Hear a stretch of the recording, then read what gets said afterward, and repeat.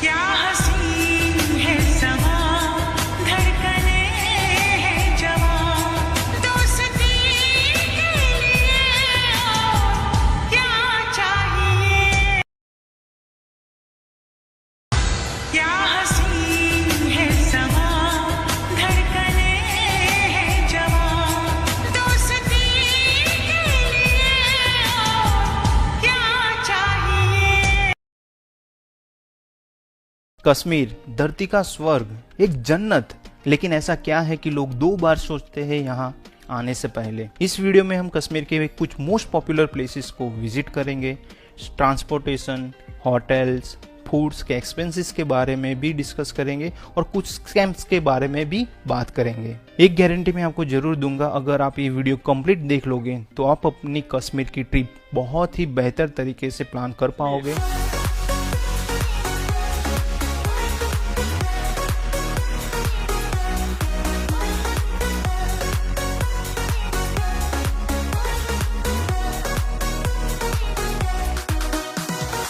अगर आपने कश्मीर सीरीज के मेरे सारे वीडियोस देखे होंगे तो आपको पता ही होगा कि हमने कश्मीर एक पैकेज थ्रू ट्रैवलिंग किया था, जिसके बारे में हम बाद में बात करेंगे। लेकिन हमारा पैकेज 6 नाइट एंड 7 डेज का था और हमने एक दिन एक्स्ट्रा भी ऐड करवाया था हमारे हिसाब से ट्रैवलिंग करने के लिए, जिसकी वजह से हम ये जान पाए कि एक दिन का कितना एक्सपेंस हो सकता है और हम कैसे मैनेज कर पाते हैं।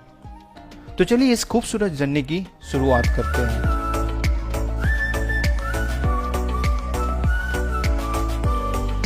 फर्स्ट वीक ऑफ जून 2000 जाना पड़ेगा और बाद में आप पब्लिक प्राइवेट ट्रांसपोर्ट यूज करके श्रीनगर पहुंच सकते हो।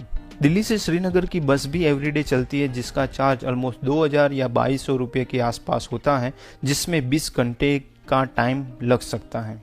श्रीनगर में डल लेक के आसपास बहुत सारी होटल्स अवेलेबल है, जिसमें अच्छी होटल आपको 2000 या 2500 के आसपास जरूर मिल जाएगी। लेकिन अगर आप JKTDC through online hotel booking करवाओगे तो उसमें आपको 1800 रुपये से प्राइस रेंज स्टार्ट होती है, जिसकी लिंक मैंने वीडियो के डिस्क्रिप्शन में दे दी है। मेरा सुझाव है कि अगर आप 1-2 महीने पहले कश्मीर ट्रिप प्लान कर रहे हो तो JKTDC सबसे बेस्ट ऑप्शन है, क्योंकि उसकी प्राइस हर सीजन में सेम ही रहती है। 4 जून शाम के टाइम पे हम श्रीनगर पहुंच चुके थे। डल लेक के घाट नंबर 6 के सामने हमारी होटल सनशाइन, जो हमारे पैकेज के अकॉर्डिंग अच्छी नहीं थी। हमें रूम की क्वालिटी बिल्कुल, क्योंकि बाद में शायद ऐसा भी हो सकता है कि आपको टिकट ना भी मिले। गोंडोला टिकट बुकिंग लिंक मैंने वीडियो के डिस्क्रिप्शन में दे दी है। गोंडोला राइड के लिए बहुत ही भीड़ होती है, तो आपको जितना जल्दी हो सके यहाँ पहुँच जाना चाहिए। अगर आप सुबह 9 बजे से पहले यहाँ पहुँच जाते हो तो आप ज़्यादा एंजॉय कर पाओगे। गोंडोला राइड करते हुए हम फेज 1 पहुँच चुके थे। वहाँ हमने काफ़ी एंजॉय किया, बहुत सारी फोटोग्राफी भी की। हमारी फेज 2 की टिकट नहीं हुई थी और वैसे भी हमारे पास छोटे बच्चे थे, तो हम फेज 2 जा ही नहीं पाते। बाद में हम वापस गुलमर्ग आके यहाँ जो शिव टेम्पल है वो विजिट किया और शाम को वापस श्रीनगर पहुँच गए। नेक्स्ट डे 6 जून को ब्रेकफास्ट करने के बाद हम पहलगाम जाने के लिए निकल चुके थे। वैसे तो श्रीनगर से पहलगाम का डिस्टेंस करीबन 90 किलोमीटर है, जिसमें 2.5 से 3 घंटे जितना टाइम लग सकता है। रास्ते में हमने केसर और ड्राई फ्रूट्स की एक शॉप भी विजिट की, एप्पल फार्म भी विजिट किया और दोपहर तक पहलगाम में जो हमारी होटल थी गुड लक, वहाँ पहुँच चुके थे। वहाँ लंच किया, लेकिन यहाँ पर भी खाना खाने के लिए हमें दूसरे होटल जाना पड़ता था। सच में बहुत ही बेकार पैकेज था हमारा। और बाद में बाइसरन वैली जाने के लिए हम आगे बढ़े। बाइसरन वैली आप हॉर्स राइड करते हुए भी जा सकते हो या ट्रैकिंग करते हुए भी जा सकते हो। हमारे ग्रुप के मेंबर ने पोनी राइड की थी, जिसकी प्राइस पर पर्सन 800 रुपीज़ थी, लेकिन वो बहुत ही ज़्यादा थी। आप जरूर नेगोशिएशन करना, 500 के रुपीज़ के आसपास आपको पोनी राइड जरूर मिल जाएगी। लेकिन मैं अकेला ट्रैकिंग करते हुए आगे बढ़ा और बहुत सारा एंजॉय करते हुए मिनी स्विट्जरलैंड मतलब बाइसरन वैली पहुंच चुका था, जिसमें मुझे करीबन 1 घंटे जितना टाइम लगा था। अगर आप हॉर्स राइड करके बाइसरन वैली आओगे तो आपको सिर्फ 1 घंटे जितना टाइम ही स्पेंड करने को मिलेगा, लेकिन आप ट्रैकिंग करके आओगे तो आप अनलिमिटेड टाइम स्पेंड कर सकते हो। तो आप जब पोनी राइड करो तो ये बात जरूर क्लैरिफाई कर लेना कि आपको बाइसरन वैली में कितना टाइम स्पेंड करने को मिलेगा।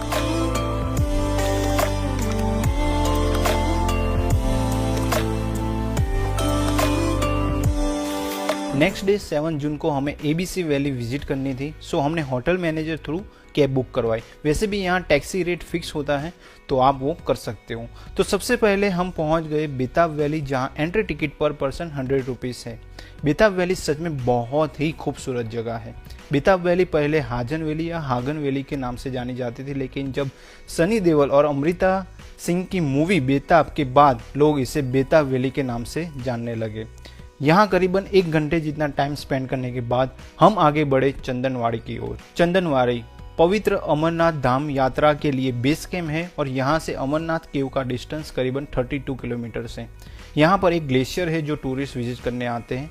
अगर आप इस जगह के बारे में और भी कुछ जानना चाहते हो तो मेरे कश्मीर सीरीज देख सकते हो।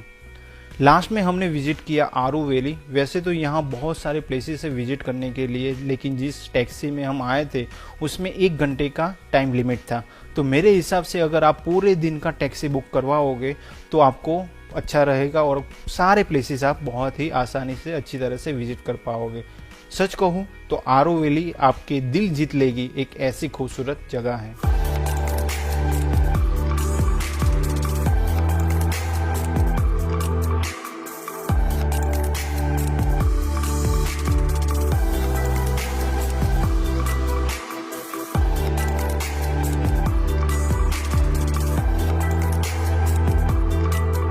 शाम को वापस होटल आने के बाद हम पहलगाम विलेज एक्सप्लोर करने निकले और ये हमारा सबसे अच्छा समय था जो हमने पहलगाम में बिताया था। नेक्स्ट डे 8 जून को हम पहलगाम से दोपहर को श्रीनगर पहुंचे।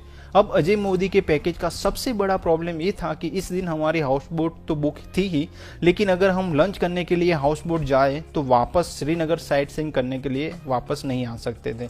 तो हमें लंच बाहर करना पड़ा और बाद में हमने साइट सीइंग किया, जहाँ पे पहले हम शंकराचार्य टेम्पल विजिट किया, जहाँ से आप महादेव जी के दर्शन करने के बाद पूरे श्रीनगर का बहुत ही खूबसूरत नज़ारा देख सकते हो।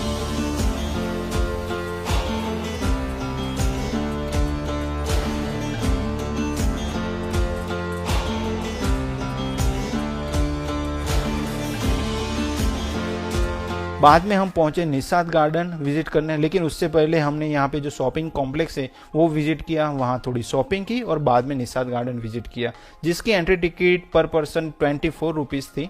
निषाद गार्डन बच्चों के लिए बहुत ही खूबसूरत जगह है, लेकिन बड़ों के लिए फोटोग्राफी के लिए एक परफेक्ट लोकेशन है। बाद में इवनिंग के टाइम पे हम हाउस बोट में पहुंचे। यहाँ पर भी हमें खाना खाने के लिए दूसरी ही हाउस बोट में जाना पड़ता था। सच में बहुत ही बड़ी भूल की थी हमने अजय मोदी का पैकेज लेके। नेक्स्ट डे 9 जून ब्रेकफास्ट करने के बाद हम सोनमर्ग जाने के लिए निकल चुके थे। वैसे तो श्रीनगर से सोनमर्ग का डिस्टेंस 80 किलोमीटर है, लेकिन उसमें आपको 2.5 से 3 घंटे जितना टाइम लग सकता है। सोनमर्ग में आप 2 लोकेशन विजिट कर सकते हो। एक तो आप थाजीवास ग्लेशियर विजिट करो या फिर 0 पॉइंट मतलब जोजिला पास विजिट करो। जोजिला पास आपको टैक्सी से जाना पड़ेगा, उसमें आपको 3000 तक का रेंट बताएंगे, लेकिन आपको यहाँ पर भी बहुत ही बार्गेनिंग करनी पड़ेगी। यहाँ पर भी आपको फिक्स रेट गवर्नमेंट रेट के नाम से लूटा जाएगा। हमने सोनमर्ग में थाजीवास ग्लेशियर विजिट किया था। हमारे ग्रुप के मेंबर ने पोनी राइड की थी, जिसका हमने पर पर्सन 700 रुपीज़ पे किया था। मैं अकेला ट्रैकिंग करते हुए सिर्फ 1 घंटे में थाजीवास ग्लेशियर में पहुंच चुका था। सोनमर्ग में अगर आपके पास समय हो और आप ट्रैकिंग करने के लिए कैपेबल हो तो आपको चलते हुए ही जाना चाहिए। आपके रास्ते में इतने सारे खूबसूरत नज़ारे आएंगे कि आप वही देख के खुश हो जाओगे। तो वहाँ पे ट्रैकिंग जरूर करना।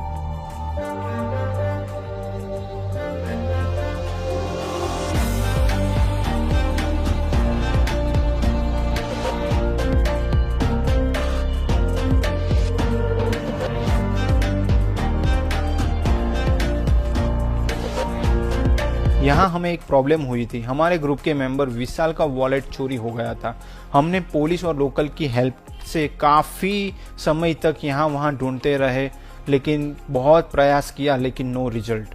सो आप भी अपने लगेज का ख्याल जरूर रखना। थाजीवास ग्लेशियर में आप स्लेज जैसी एक्टिविटीज़ कर सकते हो जो 100 रुपीज़ में होती है, लेकिन आपको 500 रुपीज़ बोला जाएगा। लेकिन कश्मीर में हर जगह पे आपको बार्गेनिंग करनी ही है। शाम को बारिश हो रही थी, सो जल्दी से हम वापस गए और श्रीनगर के लिए निकल चुके थे। नेक्स्ट डे 10 जून हमारा पैकेज का लास्ट डे था। ब्रेकफास्ट करने के बाद हमने शिकारा राइड एंजॉय की। हमें 6 व्यू पॉइंट के 2000 रुपये बताए थे, लेकिन हमने पैकेज में जो 45 मिनट्स की राइड फ्री होती है वही सिर्फ एंजॉय किया। बाद में थोड़ी इंक्वायरी करते हुए हमें पता चला कि 7 व्यू पॉइंट्स शिकारा राइड के 300 से 500 रुपीज़ में भी आप एंजॉय कर सकते हो। कश्मीर में लूटने वाले तो आपको हर जगह मिल ही जाएंगे, लेकिन हमारे पैकेज वाले अजय मोदी के एजेंट भी लूटने में कुछ कमी नहीं रख रहे थे। 12 बजे हाउस बोट से हमारा चेकआउट था, तो डल लेक के सामने जो बहुत सारी होटल्स हैं वहाँ पे हमने इंक्वायरी की। 2000 तक हमें अच्छी होटल्स भी मिल रही थी, लेकिन फैमिली के साथ में हम ट्रैवल कर रहे, इस वजह से हमने घाट नंबर 10 के सामने जो शाह अब्बास होटल है वहाँ पे 3500 में रूम बुक की। लेकिन उसके पास में जो होटल ग्रांड बोलेवार्ड थी वो उससे भी अफोर्डेबल और बहुत ही अच्छी थी। हमने लंच घाट नंबर 6 के सामने हमारी जो पहली होटल थी सनशाइन, वहाँ पे जो पंजाबी रेस्टोरेंट है वहाँ लंच किया और वो हमारा अब तक का सबसे बेस्ट लंच था। बाद में हमने होटल में थोड़ा रेस्ट किया, शाम को डल लेक के पास में वॉकिंग करते हुए बहुत ही अच्छा टाइम स्पेंड किया, रात को होटल में ही डिनर किया था। नेक्स्ट डे 11 जून हमारा लास्ट डे था कश्मीर में। पास वाली होटल ग्रांड बोलेवार्ड में हमने ब्रेकफास्ट किया जो